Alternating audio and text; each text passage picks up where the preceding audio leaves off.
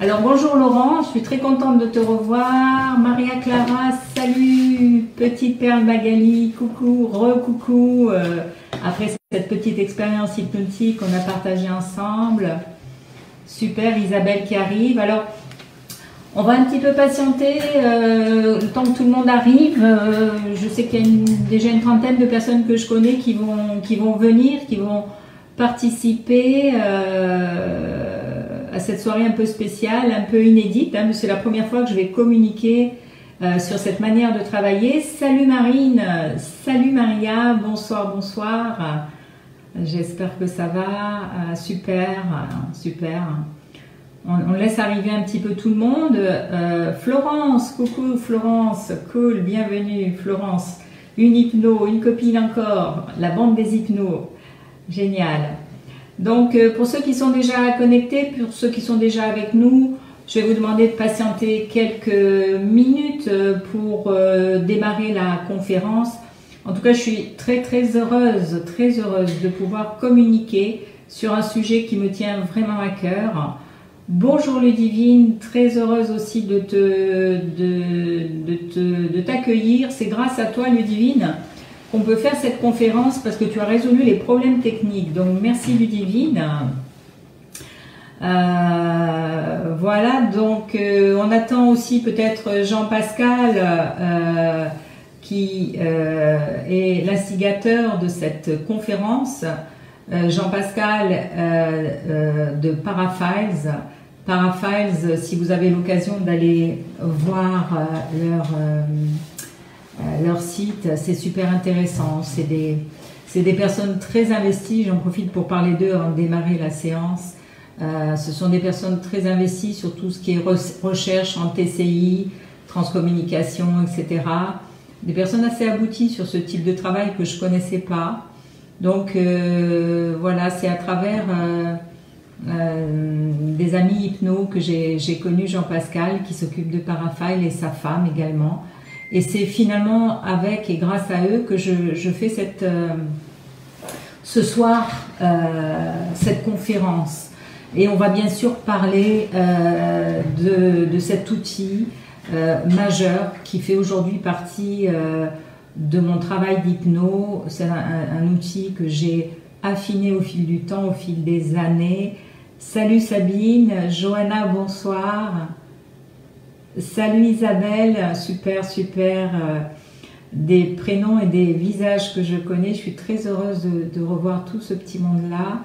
Très contente de vous voir participer. Alors, je ne sais pas quelle heure il est puisque on attend encore quelques minutes. Ouais. J'ai mon assistante qui est à côté de moi et qui va pouvoir me faire des questions-réponses puisque moi je communique à partir d'une tablette. Donc voilà, ça sera plus facile pour elle de me donner les infos. Mon assistante, est-ce qu'on démarre, on patiente un peu, toi qui es une spécialiste de cela? D'accord. On démarre? Ok. Alors, bonjour à toutes et bonjour à tous. Si certains d'entre vous arrivent pendant la conférence, c'est pas trop gênant, je pense qu'ils pourront intégrer. Aujourd'hui, l'idée de cette conférence, c'est le partage. J'avais vraiment envie de partager avec vous cet outil qui est devenu un outil majeur, comme je le disais il y a quelques instants. C'est surtout par rapport au retour très enthousiaste des personnes à qui je l'ai fait tester, que j'ai décidé de sa activité, que j'ai décidé de communiquer là-dessus. De toute façon, cette première conférence, je pense, c'est le début de nombreuses autres conférences. J'ai, depuis quelques années, accumulé beaucoup de pensées, beaucoup d'expériences dans des domaines très différents et j'ai vraiment envie de communiquer. Donc aujourd'hui, finalement, je me lance, on va dire, c'est la première. C'est la première sur un sujet très important. Le thème de cette conférence, c'est ma méthode. Cette méthode s'appelle la méthode du sous-marin. Alors pourquoi la méthode du sous-marin? Parce qu'elle va permettre de scanner avec une grande profondeur et une grande précision les champs inconscients d'une personne ou d'un système. Comment va se dérouler cette conférence globalement? La toute première partie, je vais me présenter. Présenter qui je suis. Certaines personnes me connaissent, mais je ne pense pas que beaucoup de personnes connaissent mon parcours. Donc, je vais me présenter mon parcours et qui je suis. Ensuite, je parlerai donc de ma méthode, j'en parlerai en détail. Au niveau des questions à poser, vous pourrez poser des questions au fil de la conférence, mais rassurez-vous, si vous préférez prendre le temps d'écouter ce qui va se dire, vous pourrez en fin de conférence poser les questions qui vous intéressent. La troisième partie de cette conférence, c'est les applications. Donc, je reprendrai en détail et par secteur d'activité les différentes applications pour cette technique du sous-marin. Et pour ça, j'utiliserai des exemples. Pour ceux qui me connaissent, on me surnomme quelquefois Madame Exemple. Pourquoi? Parce que plus qu'un grand blabla, c'est quelquefois beaucoup plus sympa et beaucoup plus attractif d'illustrer par des exemples. Donc, j'illustrerai ce travail par des exemples. La quatrième partie de cette conférence interactive, bonjour Sandra, c'est une question-réponse. Et puis, la toute dernière partie, je vous donnerai des petites infos complémentaires, mes coordonnées, etc. etc. Voilà globalement pour la présentation de cette conférence. Salut Tiffany, bienvenue. Alors, cette technique du sous-marin, je rappelle pour les personnes qui arrivent que vous pouvez poser vos questions au fur et à mesure de la conférence, mais vous avez aussi prévu en fin de conférence un espace questions-réponses, hein, donc tout est possible. J'ai auprès de moi, bonjour Lancelot, bienvenue, je suis très heureuse que tu aies pu te dégager de tes obligations, bienvenue à la conférence. Alors cette technique que je vais présenter du sous-marin, je l'ai mis au point au fur et à mesure de mes expériences. Elle relie 3 outils principaux dont nous allons parler maintenant. Alors, pourquoi le sous-marin? Parce que, comme je le disais au tout début, en attendant que tout le monde arrive, cette technique peut permettre d'atteindre des informations, des recoins de l'inconscient qu'on ne pourrait pas atteindre autrement, même avec une hypnose profonde. Désolée mes copains hypnos. Et bien sûr, je vais déjà parler du parcours, alors qui je suis. Mon parcours professionnel est un petit peu atypique. La vie m'a amené par obligation à choisir assez jeune un métier plutôt alimentaire. Donc mon premier boulot, j'étais responsable des achats dans une société de bricolage. Voilà, qui s'appelait pour l'anecdote Bricorama. Vous voyez, rien à voir avec mon métier d'hypnothérapeute. C'est cependant un des métiers que j'ai préféré, hein, parmi tous les autres métiers que j'ai fait. Et puis quand j'ai été maman, par obligation au niveau des horaires, j'ai choisi le métier de secrétaire commercial de direction pendant de très nombreuses années. C'était bien entendu un métier alimentaire. Pour pouvoir avancer dans la vie et ne pas me sentir frustrée par rapport à ce métier alimentaire, j'ai quand même essayé de rester en contact avec celle que j'étais fondamentalement, et j'ai fait des petites échappées belles. Je vous en cite 2 qui m'ont particulièrement inspirée.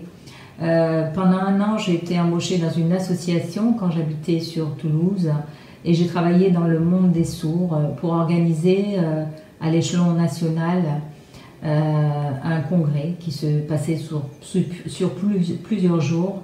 Et j'ai découvert ce monde à la fois magique et en même temps tellement émouvant, parce que c'est un handicap qui ne se voit pas. Et c'est un handicap terrible parce qu'il nous coupe du monde, il nous coupe des autres. Donc c'était une merveilleuse aventure. J'ai appris la langue des signes, j'ai appris à communiquer avec ces personnes-là, et c'était vraiment pour moi une très belle expérience. Je vois que Philippe nous a rejoint. Merci aussi à Philippe C'était pas certain qu'ils puissent venir, donc merci d'avoir pu te libérer. Jean-Pascal qui est à l'initiative donc de cette conférence sur le plan artistique. J'ai fait une formation très sérieuse pendant 3 mois en accéléré, donc j'ai pris une disponibilité en tant que maquilleuse professionnelle. Quand je parle de maquilleuse, c'est les effets spéciaux, le latex, le rajeunissement, le vieillissement, donc la possibilité de travailler aussi bien pour le monde du cinéma que de la mode, etc. C'était une expérience absolument fantastique et comme je m'étais donné 3 mois, j'avais décidé d'être la meilleure, d'être dans l'excellence et j'ai effectivement obtenu ce prix d'excellence qui était décerné cette année-là par un jury international. Magnifique expérience que j'ai prolongée parallèlement à mon métier traditionnel d'assistante de direction. Alors j'ai travaillé un peu dans la mode, dans les défilés, j'ai travaillé un petit peu pour le Room King, j'ai fait beaucoup de mariages et je me suis bien amusée.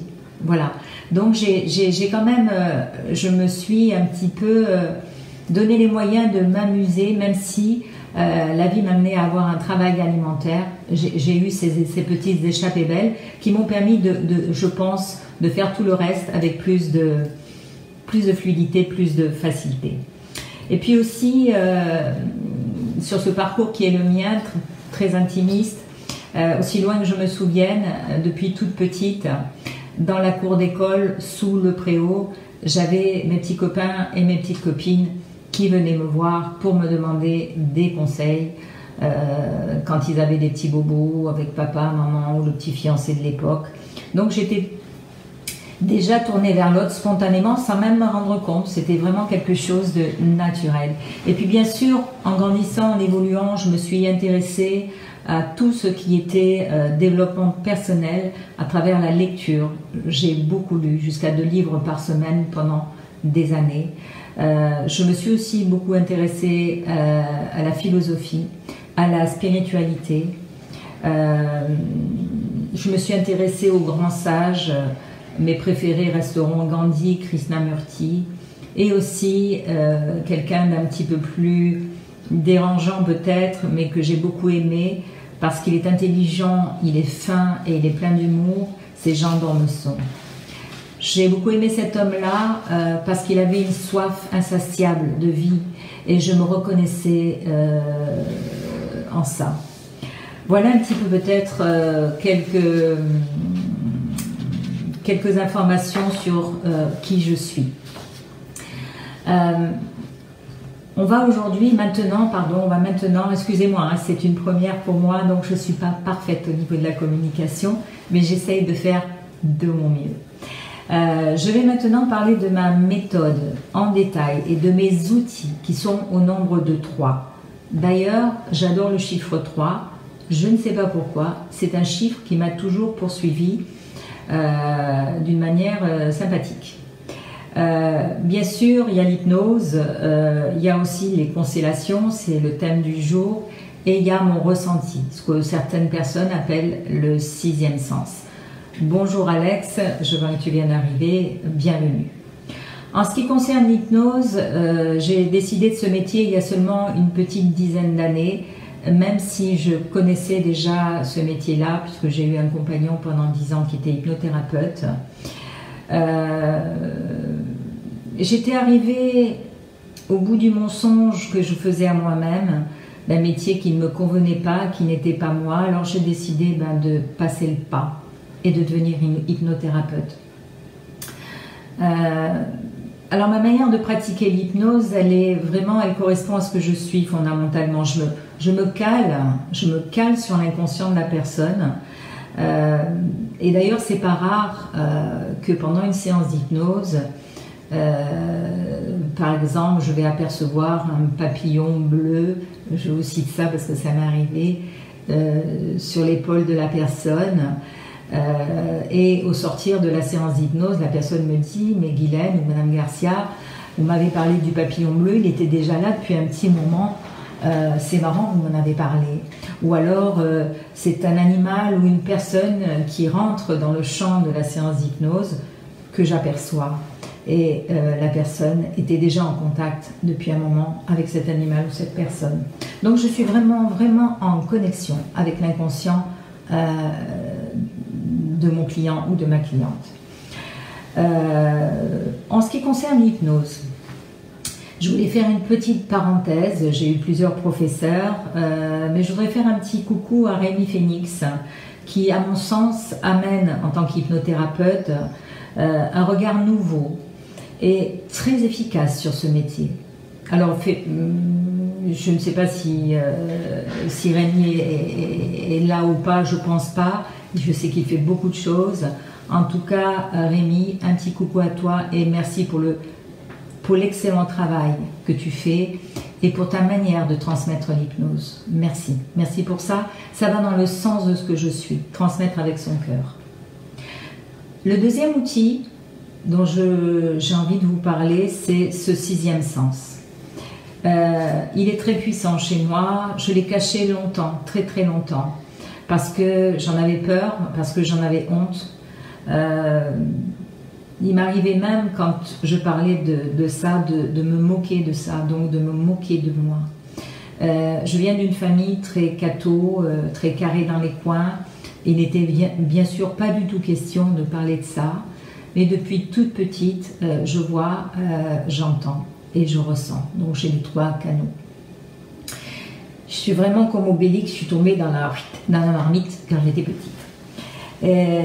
Et aujourd'hui, je dois dire que le fait d'avoir accepté ce don, parce que c'est un don, ça m'aide énormément. Ça m'aide au-delà de mes espérances, ça m'aide beaucoup plus que n'importe quelle technique. Hein. Alors pour moi, je l'utilise vraiment comme une technique dans le cadre de mon métier d'hypnothérapeute. Je vais citer 2-3 exemples rapidement, parce que le but de cette conférence, c'est pas la médiumnité, c'est ce dont on va parler tout à l'heure, c'est la méthode du sous-marin. Le premier exemple, c'est une dame qui m'appelle, qui me téléphone pour un rendez-vous pour son fils, qui est très en colère. Et puis, je l'écoute, et puis en même temps que je l'écoute, j'entends une voix d'homme crier, mais crier très fort. J'avais mal aux oreilles. Bien sûr, dans la réalité de l'instant, il n'y avait pas d'homme à la maison. Donc, je demande à cette dame si, chez elle, d'abord si elle est mariée, oui. Si son mari est coléreux, oui. S'il crie souvent et très fort, oui. Donc, j'ai expliqué à cette dame que c'était pas l'enfant que je voulais voir, que c'était le mari. Hein. Je n'ai jamais vu cet enfant, il n'y a pas eu de nécessité de voir cet enfant. La colère est partie, le mari a fait un travail sur lui. Donc, c'était assez sympa d'avoir cette connexion. Un autre exemple qui est plutôt sympa, je reçois un jour une jeune femme qui vient me voir pour faire le deuil de sa maman. Et la veille du rendez-vous, je vais chez mon petit fleuriste habituel, là où j'achète mon petit bouquet de fleurs de la semaine. Et au moment de sortir de chez le fleuriste, je fais un arrêt sur image. Mais vraiment un arrêt sur image, j'étais bloquée à la porte. Et je vois sur ma gauche des roses anciennes, voilà, des roses anciennes. Et je prends le bouquet de roses anciennes, je paye, je sors. Mais je me dis, mais qu'est-ce que je fais avec ce bouquet de roses anciennes? J'aime beaucoup les fleurs, mais vraiment les roses anciennes, c'est pas mon truc, quoi. Et je mets ce bouquet de roses anciennes sur la table, à l'entrée, sur la table. C'est pas un endroit où je les mets d'habitude, je les aurais mis plutôt sur mon buffet. Et le lendemain, cette dame arrive et voit à l'entrée ces roses anciennes. Et elle me dit, waouh! Elle me dit, c'est drôle, c'est les roses préférées de ma maman. Et aujourd'hui, je viens vous voir pour ma maman parce que j'ai un cap à passer, elle est décédée il n'y a pas longtemps. C'était assez troublant, on va dire c'était peut-être un hasard, mais bon, est-ce qu'il y a vraiment des hasards? En tout cas, pendant toute la séance d'hypnose, à la pièce où je travaillais, c'était pas une hallucination parce que la personne qui était là a senti pareil, il y avait une forte odeur de rose. Donc voilà. Le dernier exemple autour de la médiumnité, et après on va passer à la partie centrale de cette conférence, c'est une jeune femme qui vient me voir en consultation pour faire un petit bilan, mais finalement elle allait pas trop mal, quoi. Et pendant toute la consultation, je lui donne le prénom, je lui donne un autre prénom. Je l'appelle par, voilà, elle s'appelait Martine, je l'appelais Simone. J'ai pas arrêté de l'appeler Simone. Et en fait, Simone, c'était le prénom de sa sœur. Et en fait, qu'est-ce qui se passait? Sa sœur, Simone, était parisienne et en congé dans la région de Perpignan quand elle est venue me voir. Et elle était bourrée de problèmes, bourrée de problèmes. Donc, qu'est-ce qui s'est passé? Au sortir de cette séance d'hypnose, Simone attendait. Elle a demandé comment ça s'était passé et sa sœur lui a dit, écoute, elle n'a pas arrêté de parler de toi, de ton prénom et de ton état. Donc, eh ben, cette personne, avant de remonter sur Paris, est venue me voir. On a fait un joli travail. Il y avait un vrai état d'urgence. La personne était limite en train de plonger dans une dépression profonde. Donc voilà. Hein. Donc j'ai eu ce message-là. Voilà. En ce qui concerne la médiumnité, je voudrais passer au sujet aujourd'hui qui compte pour moi, puisqu'il prend une place de plus en plus importante. C'est les scans constellation. Pourquoi j'appelle ça scan constellation? Parce que c'est vraiment, cette technique, c'est vraiment comme un scanner au niveau de l'inconscient. Alors, j'ai vu ton petit message, Florence, merci, je vais en parler dans un instant. Cette technique, elle est inédite dans ma manière de la pratiquer. Les constellations familiales, bien sûr, existent. J'ai été formée à ce métier-là pendant 1 an, j'ai fait une formation assez longue. Et je me suis aperçue pendant ma formation que j'avais les réponses avant que la constellation se termine, quasiment systématiquement. Je me suis dit, il faut que je fasse quelque chose avec ça, c'est pas possible. J'ai donc mis au point cette technique. Et donc, j'utilise en individuel. C'est plus pratique parce que moi, j'ai beaucoup de personnes qui aimeraient bien faire des constellations, soit qui sont thérapeutes et qui ne veulent pas être reconnues, soit parce qu'elles n'aiment pas le travail de groupe, etc. Donc, c'est quand même pratique de pouvoir faire ce travail dont je vais vous parler en individuel. Ce travail, ce n'est pas de la magie. Pour faire ce travail, il faut du courage.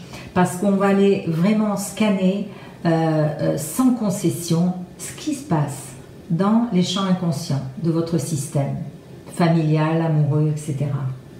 Alors effectivement, les applications, ça peut être un problème familial, ça peut être un problème amoureux, ça peut être un problème au niveau de votre travail, un problème au niveau professionnel, ça peut être un symptôme, une phobie, un symptôme, une dermatose. Et puis aussi, on peut travailler, et ça c'est super intéressant, on peut travailler au niveau des objectifs. On peut faire des constellations d'objectifs. C'est-à-dire qu'on va aller chercher dans l'inconscient quelles sont les ressources qui correspondent à la personne et qui vont pouvoir vous permettre d'arriver à l'objectif. Ça n'a rien à voir avec le travail en coaching. Là, c'est vraiment les ressources propre à la personne et propre à l'inconscient de la personne, propre à l'individu, donc beaucoup plus adapté.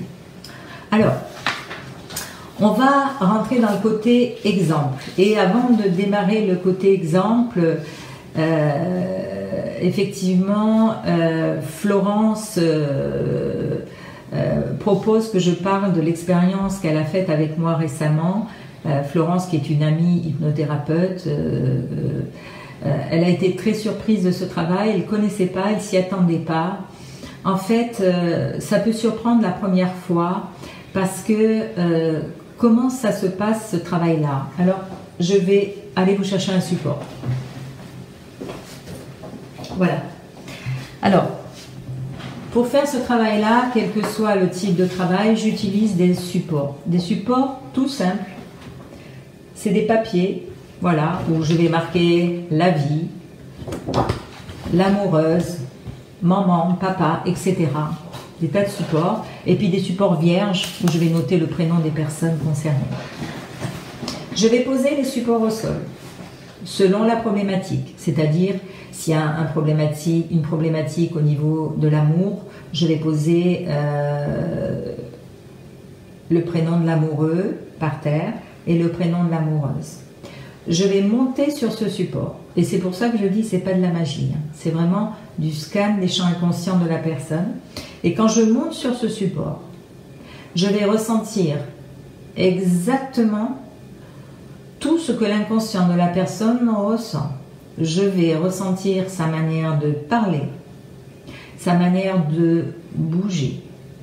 Je vais ressentir ses émotions, son vocabulaire, sa gestuelle. Alors ça peut quelquefois surprendre.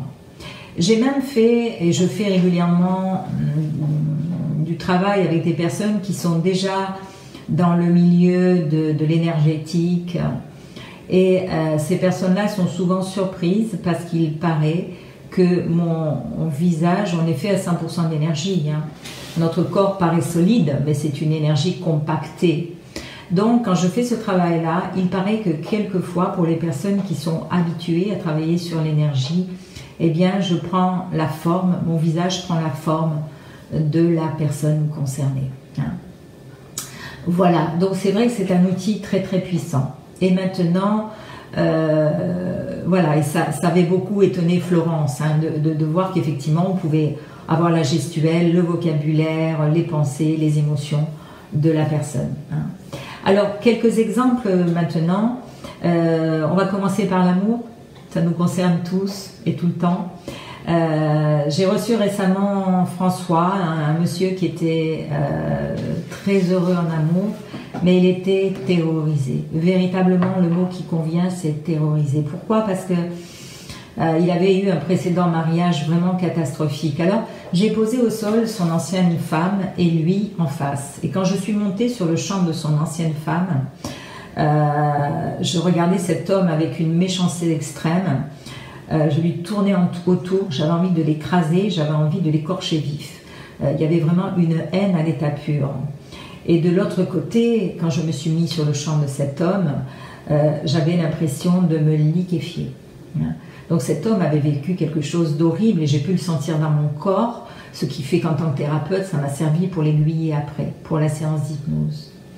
Et ensuite, j'ai testé son nouveau couple qui était absolument merveilleux. Donc cet homme avait connu le pire et le meilleur. Et ça a réveillé toutes ses peurs. Donc on a travaillé sur ses peurs en hypnose. On a travaillé sur des ressources. On a travaillé sur le deuil qui n'était pas fait de cette ancienne expérience catastrophique et dramatique. Mais effectivement, en tant que thérapeute, le fait de vivre dans son corps ce que la personne a vécu, et plus encore avec les détails, permet de vraiment faire un accompagnement de qualité, hein, un accompagnement précis. Et une séance d'hypnose vraiment adaptée, vraiment adaptée.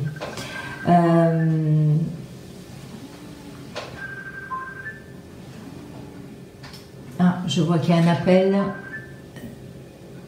mais on va laisser l'appel se faire.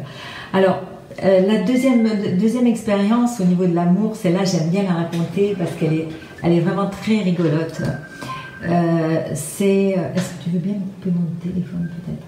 Ça serait génial. C'est quoi qui est là-bas? Et excusez-moi, j'ai mon téléphone qui sonne en même temps, j'ai oublié de le couper. Donc c'est une dame qui vient me voir très en colère, au taquet. Elle vient me voir, ça fait un mois qu'elle a pris rendez-vous, elle veut divorcer, c'est sans condition, elle est déjà décidée, elle vient me voir pour les modalités en fait. Et on commence à discuter, puis pareil, je pose des supports au sol, et quand je monte sur le champ de son mari, hein, sur ce support qui représente son mari, j'ai mon cœur, mais qui explose d'amour, quoi. J'avais même mal dans mon cœur, quoi. C'est-à-dire que cet homme, ce mari, avait un amour sans condition pour cette femme. Et quand je suis montée sur le champ de la personne qui est venue me voir pour divorcer, j'étais très en colère, j'avais même envie de taper mon mari. Qu'est-ce qui se passait? Quand j'ai questionné la cliente, qu'est-ce qui se passait? En fait, ce mari adorait sa femme, mais il avait un gros problème. C'était ce qu'on appelait avant un taiseux. C'est quoi un taiseux? C'est quelqu'un qui n'exprime rien, ni par son corps, ni par les verbes, rien. Donc cette femme était désespérée, ça faisait 15 ans qu'elle était mariée avec cet homme-là. Il lui disait plus je t'aime, il n'y avait plus de gestes, il n'y avait plus rien du tout. Et donc elle avait décidé de divorcer. Quand elle a vu ça, quand elle a vu ce qui se jouait dans les champs inconscients, elle est rentrée chez elle et au lieu d'être comme ça, elle était comme ça depuis des années, elle est rentrée comme ça, cœur ouvert.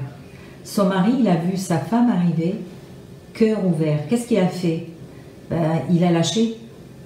Et en fait, ils ont fait une folle nuit d'amour. Il a pu lui dire qu'il aimait, qu'il ne savait pas comment faire, blablabla. Ils ont parlé, elle avait les infos et ce couple est reparti comme en 40.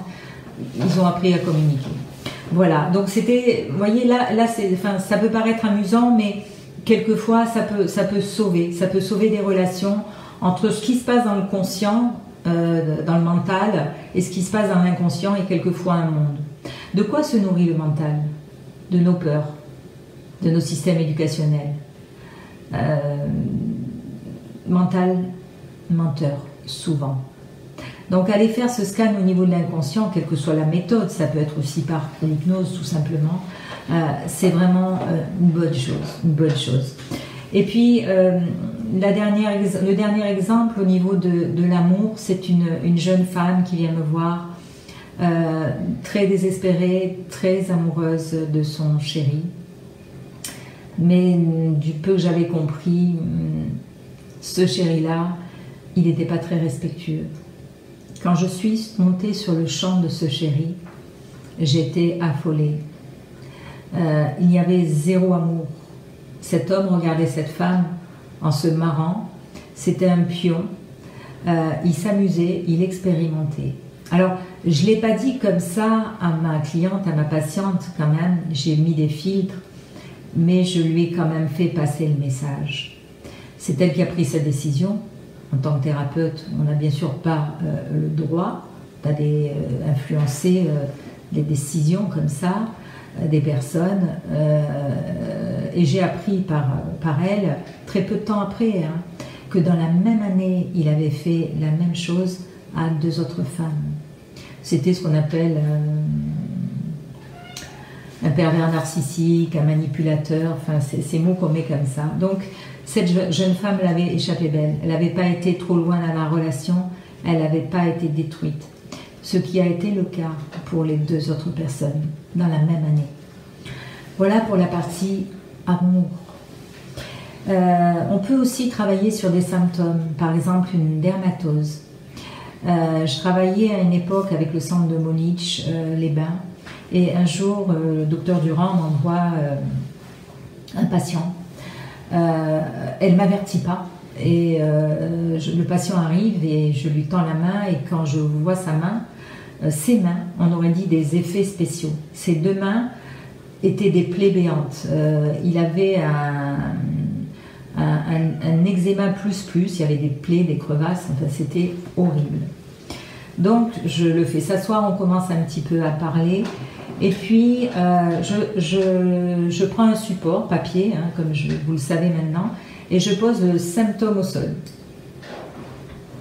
Et dès que j'ai posé le symptôme au sol, j'avais envie de pleurer à mort.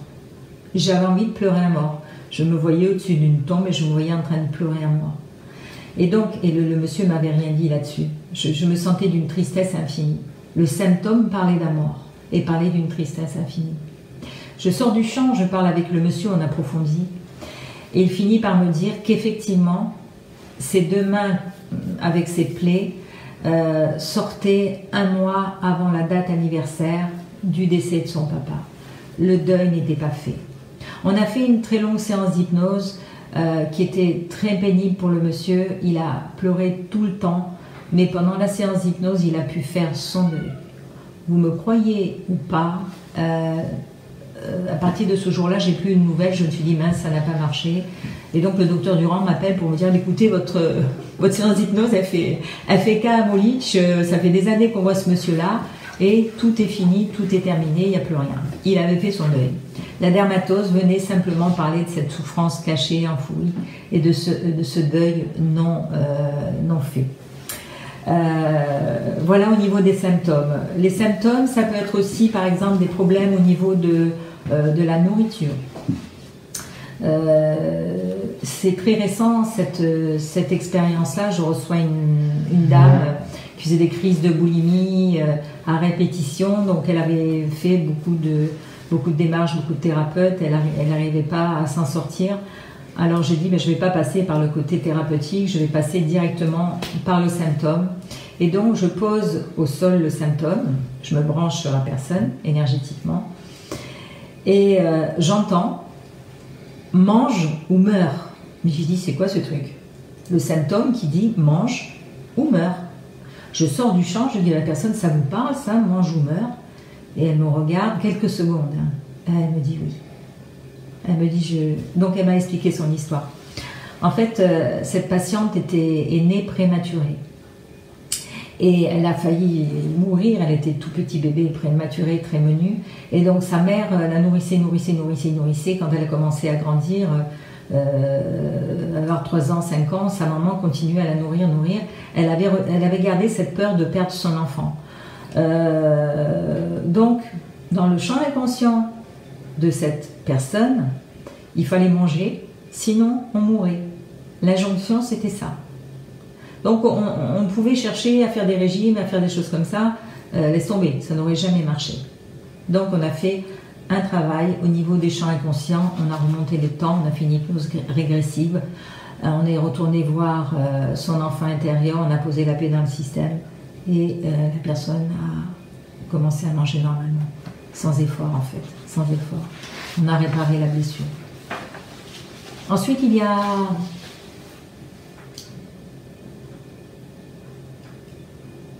Alors Florence qui nous dit la mort sortait bien chez moi aussi, je ne suis pas suicidaire. Oui. Oui, Florence, tu veux nous en dire un petit peu plus? Salut Cathy. Je te laisse répondre un peu plus, hein, Florence. C'est vrai, on ne peut pas voir le direct, mais je reprends ta phrase hein, après. Alors, je vais parler un petit peu de la famille. Hein. C'est souvent les démarches les plus fréquentes, la famille. Une mésentente entre une mère et une fille. Quand je scanne le champ de la mère, je sens que la mère, elle n'est pas là. Il y a sa fille devant elle, mais elle n'est pas là. Elle n'est pas là. Elle est préoccupée, elle la voit, sa fille, mais elle n'est pas là. Et quand je vais sur le champ de la fille, je sens une immense colère, parce que je me sens invisible. Je sens bien que ma mère ne me regarde pas. On termine cette constellation,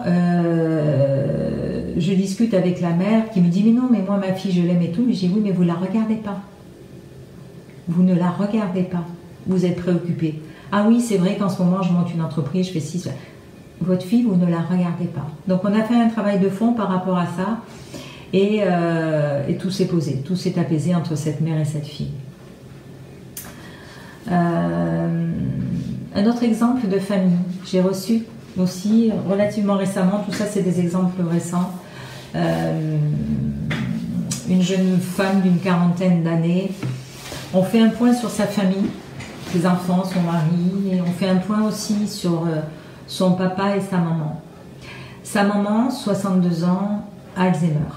Donc cette fille très préoccupée bien sûr par l'Alzheimer de sa maman. Quand je monte sur le champ de la maman, j'entends « Mais fichez-moi la paix, j'en ai marre de tout ça. Fichez-moi la paix, j'en ai marre de tout ça. » Vraisemblablement, cet inconscient-là s'était provoqué de l'Alzheimer. Je sors du champ, je questionne la cliente et elle me dit « C'est vrai que toutes ces dernières années, ma mère s'est sacrifiée pour tout le monde, mais ces dernières années, elle répétait qu'elle en avait marre et qu'on lui fiche la paix. » Eh bien, j'ai dit, cherchez pas. Elle n'a pas trouvé d'autre moyen que de se déconnecter, de se provoquer un Alzheimer pour qu'on lui fiche la paix. C'était quelque chose d'assez troublant. Et un dernier exemple autour de la famille, peut-être. Alors, Florence, oui, tu reviens à moi. Tu étais attirée par la feuille de la mort alors que tu ne la poses pas forcément et elle te brûlait les doigts. Oui, tout à fait, c'est vrai. C'est vrai. Alors, c'est vrai que quelquefois, ce travail est très précis. Il ne me trompe jamais. Depuis que j'ai commencé ce travail, alors c'est pas égotique ce que je vous dis. Ce travail ne me trompe jamais. Il est d'une grande précision. Et quelquefois, c'est pour ça que je fais très peu de consultations par jour. Il est très épuisant parce qu'il est très puissant. Je ressens en puissance 10 quelquefois les pensées, les émotions des personnes que je scanne. N'est-ce pas, Florence? Oui. Et dernier exemple, peut-être en ce qui concerne la famille. Oui, alors Jean-Pascal me dit, c'est impressionnant, je confirme. Oui, Jean-Pascal de Parafail qui a eu l'occasion, effectivement, de tester ces techniques-là et comme lui, en tant que médium aussi, est très connecté, il a vu qu'on pouvait aussi changer un petit peu au niveau de l'aspect physique quand on intégrait vraiment l'énergie de quelqu'un d'autre. Hein. Donc on a fait une jolie expérience avec Pascal, c'était très sympa, avec Jean-Pascal. Peut-être une dernière expérience autour de la famille. J'ai reçu l'année dernière une working girl, une jeune femme charmante, bosseuse, belle jeune femme, mais toujours au taquet. Toujours au taquet, elle ne se permettait pas de s'arrêter, donc elle était plutôt dans un état nerveux maximum, elle avait des downs qui arrivaient comme ça sans prévenir, elle s'épuisait, J'ai fait un petit peu une constellation au niveau de sa famille pour voir d'où ça pouvait venir, et quand je monte sur le champ de sa maman, de sa mère, je suis dans une personne, dans un personnage qui donne des ordres, fais ci, fais ça, ne fais pas ci, ne fais pas ça, ne t'arrête pas, continue. Et donc, qu'est-ce qui s'est passé? L'inconscient de ma cliente a enregistré le programme de la mère. Quand on arrive au monde, on est un programme vierge. Et quel est le premier programme qu'on enregistre? Celui de nos parents, leurs expériences, et on enregistre aussi l'expérience de nos ancêtres. Donc quelquefois on peut être marqué, c'est une petite parenthèse, non seulement par les problèmes de nos parents non résolus, mais on peut être aussi marqué, et c'est le travail que je fais en constellation de groupe, on peut être aussi marqué par les problématiques non résolues de nos ancêtres. Jusqu'à 8 générations peuvent nous impacter. Je reviens donc à cette jeune femme, à cette working girl, et avec cette maman qui il faut pas s'arrêter, etc. En fait, la working girl, c'était pas vraiment une working girl. Elle fonctionnait avec le programme par défaut de sa maman. C'est pour ça qu'elle n'était pas heureuse, c'est pour ça qu'elle dormait pas, c'est pour ça qu'elle était toujours énervée, c'est pour ça qu'elle piquait des colères.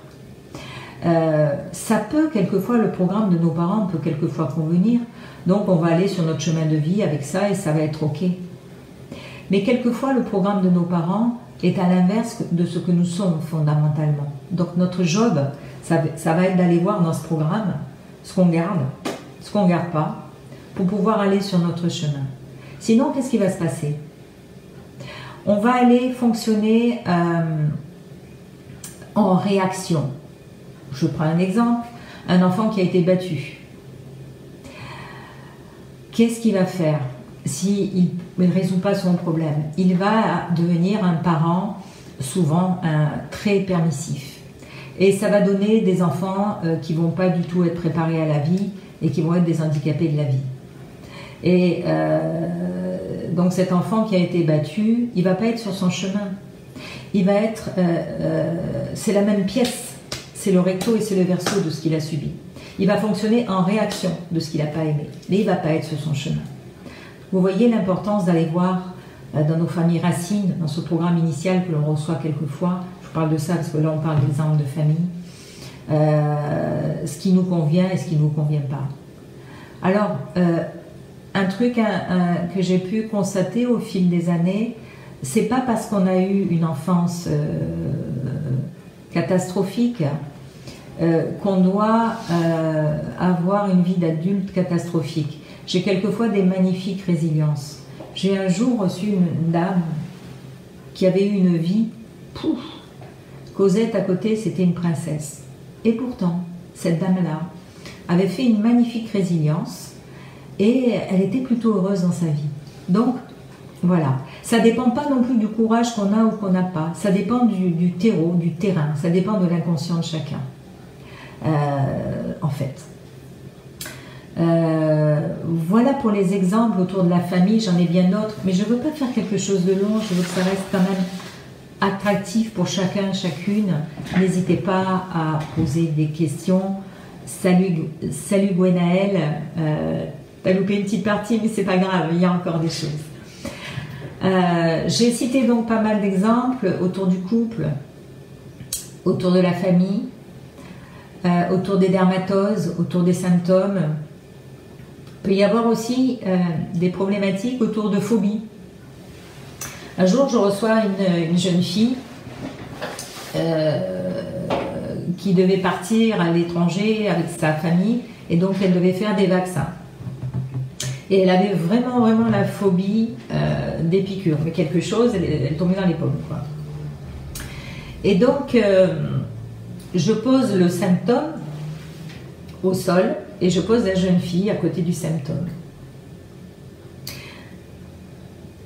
Et quand je monte sur le symptôme, bof, je me sens pas phobique, je me sens pas concernée. Alors je dis c'est quand même bizarre. Pourtant cette maman qui m'a amené sa fille, et puis cette fille me confirme bien que c'est la peur des piqûres, c'est une catastrophe. Alors je dis tiens c'est quand même marrant, cette maman elle est là, elle a l'air vraiment très présente, et je vais poser la maman. Et j'ai posé la maman à côté du symptôme. Et alors là, je suis partie dans tous les sens. J'avais peur, j'avais envie de pleurer, j'avais envie de partir. Et j'ai eu une image d'une dame en blanc, d'une espèce d'infirmière. Je sors du champ parce que c'était très violent.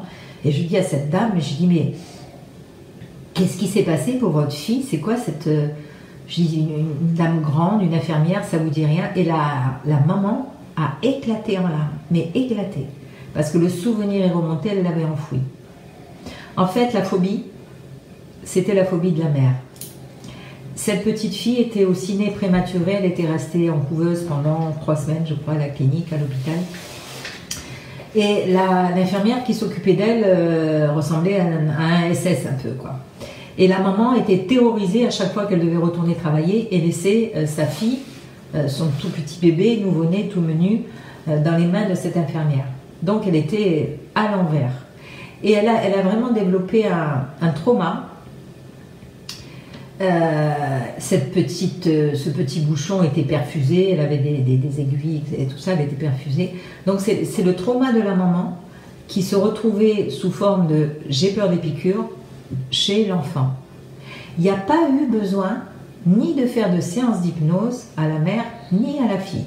Le fait d'avoir discuté toutes les trois, le fait que la fille se rende compte, elle a ouvert des yeux comme ça, que tout ça, ça venait de sa maman, le symptôme est parti. C'était assez intéressant comme expérience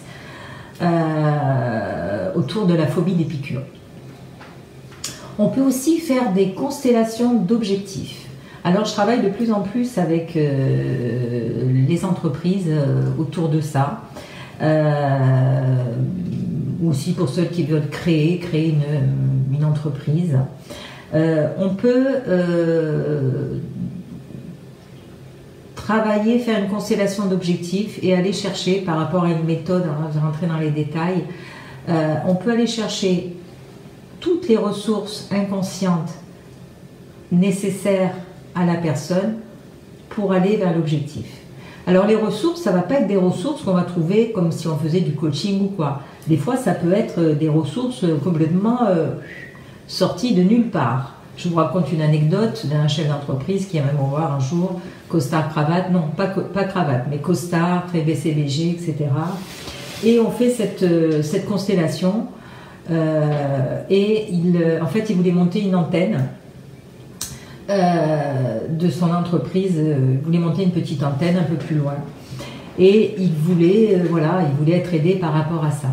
Donc on cherche des ressources, déjà qui l'ont étonné, mais auxquelles il a adhéré. Et juste avant d'arriver sur l'objectif final, j'étais bloquée, j'ai dit j'arrive pas à aller plus loin.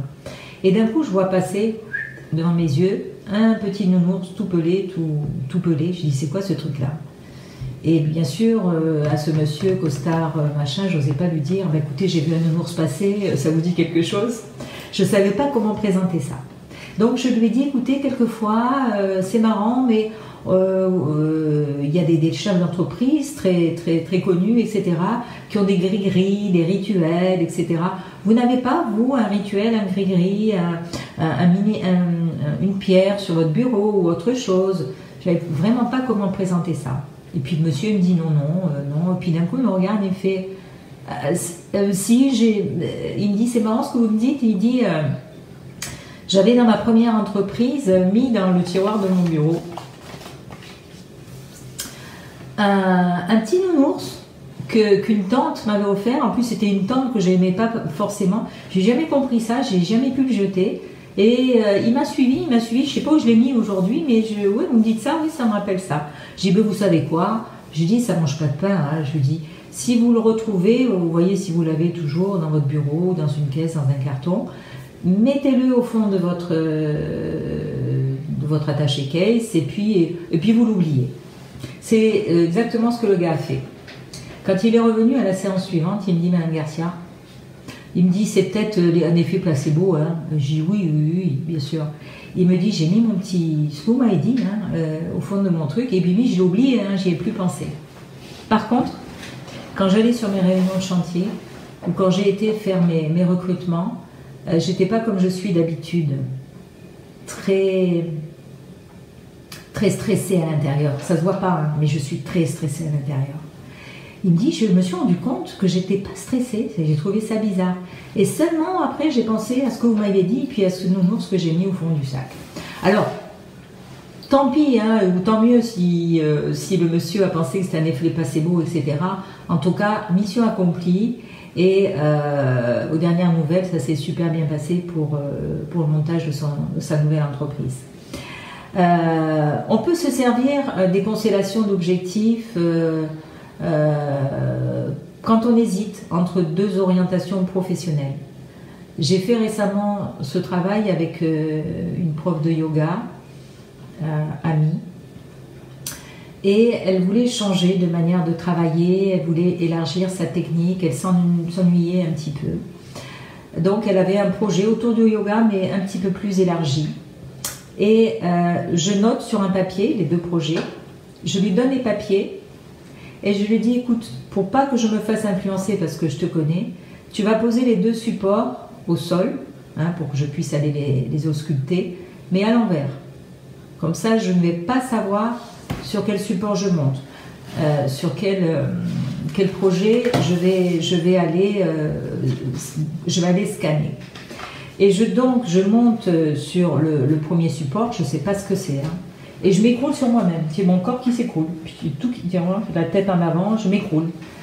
Et le deuxième support, alors là, je m'étire, on aurait dit que j'avais des ailes. On retourne les deux supports. Le support où j'avais des ailes, c'est son nouveau projet. Effectivement, qui avait l'air de tenir la route. Inutile de dire que son ancien projet, elle avait bien raison, son ancienne manière de travailler, elle avait bien raison de l'abandonner, parce qu'elle s'est collée sur elle-même. Après ce premier travail, on peut faire d'ailleurs, quand on sait où on va, on peut faire une constellation d'objectifs pour voir quels sont les objectifs pour aller vers ce nouveau projet.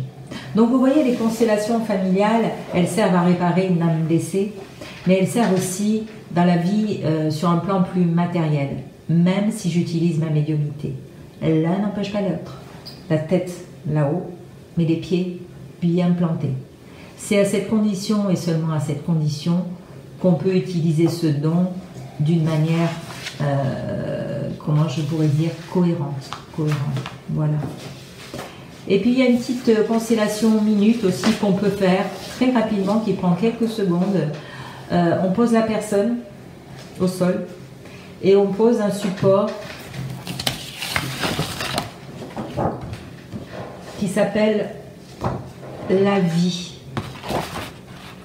Et on monte sur le support de la personne et on voit comment la personne va vers la vie. Si elle y va avec légèreté, si elle a peur, si la vie pour elle c'est un combat, etc., etc. Et à partir de cette première vue, cette première manière d'aller sur la vie, on peut déjà déterminer une manière de travailler, un travail thérapeutique. On est déjà guidé. Et ça prend quelques secondes, hein, quelques secondes d'aller voir ça. Voilà, je pourrais vous en parler pendant des heures et des heures. Finalement, je vois vos petits coucous, mais j'en profite pour remercier une amie qui est venue aujourd'hui m'assister, parce que comme on avait des petits problèmes techniques et que je fais cette visio à partir de ma tablette, j'étais pas certaine de voir vos commentaires. Donc je remercie cette amie très chère qui est auprès de moi et qui ne veut pas se montrer et qui m'accompagne ce soir pour cette conférence. Je pense que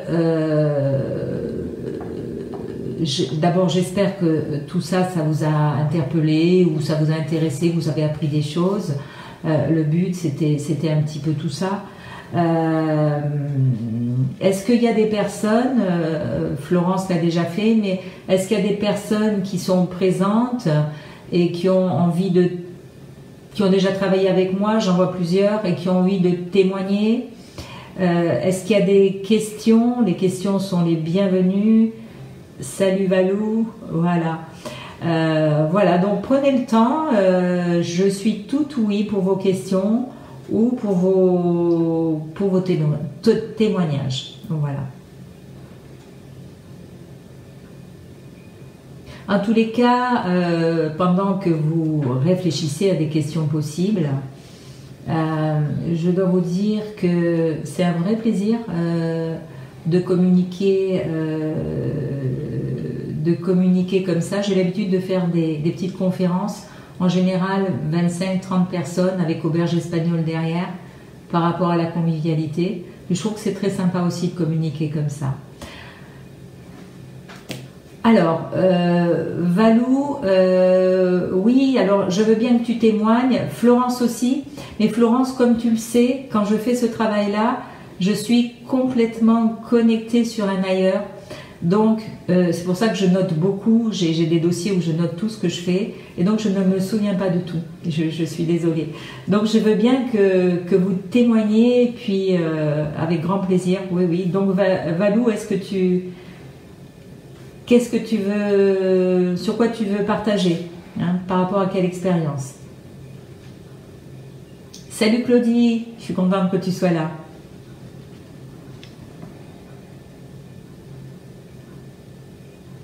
Alors, salut Françoise.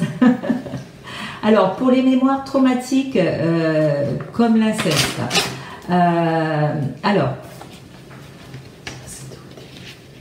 je vois que j'ai une question au début. Le sous-marin, c'est celui qui est sous la mer. Oui, c'est ça Magali. Magali, petite perle, c'est un petit peu ça. Alors, en ce qui concerne l'inceste, c'est un sujet difficile. Si c'est un inceste direct, on peut le traiter en cabinet, en hypnose profonde. Si cet inceste, c'est souvent le cas, remonte sur plusieurs générations, je préfère passer par une constellation familiale, une constellation de groupe. Et c'est le moment pour moi d'expliquer quelle est la différence entre une constellation familiale et une constellation individuelle. En constellation individuelle, comme vous le savez maintenant, on peut traiter énormément de problématiques et on peut avoir énormément d'informations grâce à mon ressenti. Mais il y a des intrications, c'est ce qui s'appelle des intrications, qui sont quelquefois tellement violentes ou tellement anciennes qu'il faut travailler de la même manière, mais avec la puissance d'un groupe, parce que ça va créer un égrégore. Hein. Voilà, je ne sais pas si j'ai bien répondu par rapport à l'inceste. Quoi d'autre? Pour les deuils, c'est un outil formidable. Oui, Rémi, alors j'en profite pour dire quelques mots. Merci. Pour dire quelques mots pour Rémi qui intervient. Rémi Druard, qui est la personne avec qui je travaille sur les constellations familiales, qui est très très ajustée aussi au niveau du travail. J'en parlais il y a un instant avec la personne qui m'accompagne aujourd'hui. Et Rémi Druard est formé par moi sur les constellations individuelles depuis 1 an et demi à peu près. C'est un travail très long, c'est une formation très longue. Donc voilà, donc la nouvelle génération est là, avec un regard différent, avec une dynamique différente. Le regard de l'homme aussi, moi je suis une femme. Donc c'est pas mal. Rémi, voilà, bientôt on pourra fonctionner de concert autour de ces constellations individuelles que je sais que tu as déjà commencé dans ton travail de coach et d'énergéticien. Valou qui dit Rémi, oh oui, c'est une personne au top, tout comme Guylaine. Bon, c'est pas moi qui le dis, c'est Valou, mais je suis un peu d'accord. Voilà, alors Yannick, ces chants, tu les confies à tes clients pour les manipuler ou c'est toi qui les déposes au sol? Oui, et donc Yannick, je reviens un petit peu sur ta question parce que je suis pas sûre d'avoir bien répondu. En tout cas, c'est moi qui monte sur les champs, les supports, hein, qui sont de simples supports papier, qui servent simplement de prétexte à ma médiumnité, parce qu'il faut bien que je l'assume un jour ou l'autre. Et j'ai tous ces ressentis, hein, très précis.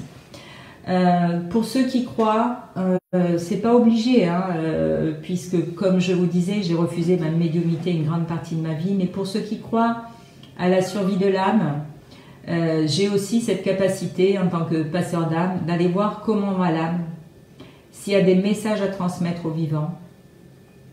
Ça permet quelquefois de poser la paix dans le système quand il y a eu des choses qui n'ont pas été dites, etc. C'est quelquefois d'une grande précision puisque j'ai des informations que je pourrais pas avoir autrement. J'ai des informations que le client m'a pas dit et la personne qui est de l'autre côté donne des indications vraiment très précises. Et on peut poser la paix dans le système. Quand la personne part trop vite, quand on n'a pas eu le temps de lui dire ce qu'on avait à lui dire, et vice-versa. Donc on peut aussi communiquer avec l'âme d'un défunt. Puisque je suis également passeur d'âme. J'ai vu, je crois tout à l'heure, Philippe passer, donc coucou Philippe, très heureuse que tu sois là. Voilà, donc est-ce qu'il y a des questions? Nathalie, Fatih, Laurent, Daniel, Jean-Luc, bonsoir Jean-Luc, est-ce qu'il y a des questions par rapport à tout ça? Je vous écoute. Tiens Boris, bonjour Boris, je suis très heureuse de te voir. Tu arrives un petit peu en retard, j'espère que tu vas bien. Tu es toujours sur Paris? Voilà, alors, on va... Allez-y, ne soyez pas timide, on ne vous voit pas. Allez-y, posez des questions. C'est le moment de poser des questions. Il y a une petite paire, elle a posé une question, mais j'arrive pas à remonter. Alors Magali, je crois que tu avais une question tout à l'heure, mais on n'arrive pas à remonter le fil. Ah, ça y est. Le fil, est-ce que tu peux reposer ta question, s'il te plaît? Salut Véronique, j'espère que tu vas bien. Bonsoir Philippe. Odile, vous arrivez tous, on a fini la conférence. Bon, alors, je sais qu'elle sera enregistrée, vous pourrez la voir en replay, et il y a pas mal d'informations. C'est une première, parce que j'ai décidé de communiquer sur plein de sujets, j'ai envie. Je crois qu'il y a un temps dans la vie qui est fait pour expérimenter, pour engranger de la connaissance, des expériences. Et puis, si on garde tout ça pour soi, ça ne sert pas à grand-chose. J'ai toujours aimé cette idée de transmettre. Jusqu'à présent, je l'ai fait avec mes clients, avec mes amis, avec le passant qui passe. Mais ça peut être intéressant aussi de le faire de cette manière-là. Bonjour Boris. Merci. Toujours à Paris, super, super. Boris, une très très belle personne aussi que j'ai eu l'occasion de croiser et je suis très heureuse de le retrouver aujourd'hui. Est-ce que je perds de l'énergie quand je communique? Franck, c'est une excellente question. Même si je me prépare, même si je m'ancre tous les matins, etc. Parce qu'à une époque, je suis tellement éponge, un peu comme Bob l'éponge, que quand une personne arrivait, qu'elle avait mal à la tête, je chopais son mal de tête. Si elle avait mal au ventre, j'avais mal au ventre. Alors j'ai dit vite, il faut faire quelque chose très très vite. non seulement tu vas pas faire ton boulot correctement, mais tu risques de tomber malade. Donc je fais un petit rituel tout simple tous les matins, surtout basé sur l'ancrage. Je me fais engueuler par mon magnétiseur préféré, Rémi Druard, paf, pour l'ancrage, toujours bien ancré. Mais c'est vrai que c'est un travail qui demande beaucoup d'énergie. Donc je suis d'une nature, alors ça se voit peut-être pas à l'écran parce que c'est pas si souvent que je communique comme ça, mais je suis d'une nature plutôt rigolote. Donc quand je fais mon travail, j'ai l'air de le faire avec légèreté, mais sincèrement c'est une bonne question parce que ça demande beaucoup d'énergie, vraiment beaucoup d'énergie. Et ça m'est arrivé quelquefois quand je fais ce genre de travail, quand la personne veut mais ne veut pas, c'est-à-dire je veux bien que vous vous occupiez de moi, mais d'un autre côté, j'ai pas trop envie qu'on vienne voir ce qui se passe, j'ai pas trop envie de changer. Quand ça se passe, l'inconscient de la personne, merci beaucoup. C'est la question de Mélanie. Bloque. Et quand l'inconscient de la personne bloque, j'attrape un mal de tête, pas possible. Parce que finalement, mon inconscient fait une sorte de forcing sans s'en rendre compte. Alors maintenant, je sais, hein, quand je sens que j'ai mal de tête, j'arrête. Et je dis, écoutez, ça passe pas, blablabla, bla, bla, bla, et je vais pas plus loin parce que de toute façon, la personne ne veut pas se soigner. Alors, c'est pas qu'elle manque de courage, hein, c'est pas le moment pour elle, elle a peur, voilà, c'est comme ça, c'est pas un jugement de valeur, hein, mais c'est comme ça. Alors, Magali qui dit, si je comprends bien, tu utilises ta médiumnité pour te connecter au plan inconscient de la personne. Oui, c'est ça Magali. Et tu orientes le travail hypnotique en fonction de ce que tu as perçu. C'est tout à fait ça. C'est-à-dire qu'une fois que j'ai fait ce travail-là, je vais pouvoir orienter ma séance d'hypnose sans hésiter. Et on va aller là où il faut aller. Hein. Parce que pour un symptôme, il y a quelquefois 1000 réponses. Chaque être est unique. Chaque personne est unique. Il y a autant de vérités que de personnes sur cette terre. On a ce qu'on appelle notre carte du monde, et c'est dans cette carte du monde, à travers les constellations, que je pénètre. Alors, toujours avec beaucoup de respect. Ne m'est donné dans ce travail que ce qui est nécessaire à la réparation de la personne. Le reste ne m'intéresse pas. Voilà. Alors, Valou qui dit « Retour d'expérience ». Énormément d'aide sur la remise à niveau de la famille, oui. Oui, je travaille quand même beaucoup sur la famille. Hein. Alors, parce qu'on est maintenant, vous le savez tous, je ne vous apprends rien, beaucoup sur des familles recomposées. Et il y a déjà, si il y a des problèmes au niveau des parents qui se sont séparés, s'il y a des problèmes d'incompatibilité avec les beaux-enfants et tout, ça... Voilà, ça crée des tensions, donc c'est bien de savoir comment ça se passe au niveau des champs inconscients pour avoir des ressources nécessaires pour agir efficacement et pour éviter les bévues. Hein. Donc du coup, par exemple, j'ai un souci avec ma belle-fille, elle me voit d'un mauvais œil. Le fait de savoir ce qui se passe exactement dans le champ inconscient de la belle-fille, peut-être qu'elle ne t'en veut pas particulièrement, ta belle-fille, mais elle a juste peur. Eh bien, au lieu de te mettre en conflit avec elle, tu vas faire tomber cette peur avec des outils qu'on va développer en hypnose. Et voilà. Donc c'est super intéressant d'aller bosser comme ça au niveau des champs inconscients avec cette technique. C'est super intéressant. Est-ce qu'il y a d'autres questions? Non, pas pour l'instant. Coucou Stéph. Coucou Yann. Ça va bien, oui. Il y a Alexis aussi. Il y a Franck qui a posé. Alors, comment peut-on prendre rendez-vous? C'est une bonne question. Est-ce que tu peux intervenir sur les écrits? Non, peut-être pas. En fait, justement, j'arrive plus sur les nouveaux écrits, je les ai pas. Est-ce que tu peux? Non. Tu as tapé? Non. Non. Alors, tu veux que je tape? Oui, tu peux? C'est génial. Donc, tu vas peut-être mettre... Voilà. Donc, on va mettre sur la... Puisque moi, je ne peux pas taper, hein, j'ai des petits problèmes. On va mettre mes coordonnées. C'est une bonne question pour ceux qui ont... envie ou besoin de prendre un rendez-vous, quel que soit le domaine de vie. Quelquefois, en une séance, on peut résoudre des problématiques. C'est pas le poids de la problématique qui va faire le nombre de séances. Quelquefois, en une séance, on va résoudre un problème très lourd. Et quelquefois, il faut plusieurs séances parce qu'il y a des intrications. Hein, il y a des liens, il y a des intrications. Voilà, donc ça dépend. Ou quelquefois, on va faire une séance en constellation individuelle très longue et on va pas avoir le temps de faire la séance d'hypnose. Et c'est important quelquefois. Donc, on la prévoit la fois d'après. Mais dans tous les cas, avec l'hypnose et ces techniques-là, on avance assez vite. Hein. C'est des thérapies brèves et on avance assez vite. Hein. Et aussi, un truc que je vous ai pas dit, c'est confortable. C'est confortable. Pour le patient, pour le client qui vient, c'est confortable. Donc, j'ai mon assistante qui est en train de noter, de vous noter mes coordonnées. C'est avec une majuscule ou pas? Non. Donc, il y a le site internet où vous pourrez voir quelques années de commentaires. Vous pourrez voir mes outils, vous pourrez voir pas mal de choses sur le site internet. Il y a mon adresse mail, donc vous pouvez, je vous invite à me contacter, pas forcément pour un rendez-vous, mais aussi pour des questions, j'y répondrai avec grand plaisir. Mon téléphone qui va apparaître aussi, qui va s'afficher. Voilà, donc vous aurez tous les éléments. Au niveau de la séance d'hypnose ou de la séance en constellation, vous comptez plus près d'1h30 que d'1 heure. Le coût de la séance est de 60 €. Le travail peut se faire avec la même qualité que ce soit pour l'hypnose et pour les constellations familiales à distance.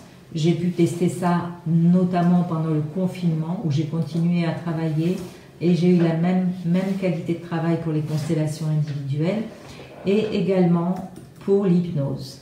Un petit coucou et un petit merci à Rémi Phoenix par rapport à ça, qui est un excellent professeur. Voilà, donc je crois que j'ai fait un petit peu le tour de ce que je voulais vous dire. En tout cas, j'ai pris un réel plaisir à vous parler. Peut-être que ma présentation n'est pas parfaite, peut-être même que certains moments, j'en sais rien, j'ai un peu bafouillé, etc. Mais en tout cas, ce que je sais, c'est qu'aujourd'hui, j'ai essayé de faire vraiment avec mon cœur et j'ai essayé de vous donner un maximum d'éléments pour que vous puissiez comprendre vraiment ce travail. Ce travail, c'est pas un travail en fait. Ce travail, il définit qui je suis. C'est plus ce que je suis qu'un travail, hein, ce que je fais. Donc ça va au-delà d'un travail. Est-ce qu'il y a d'autres questions, ma chère assistante secrétaire? Je suis en train de faire le tour, j'en vois pas.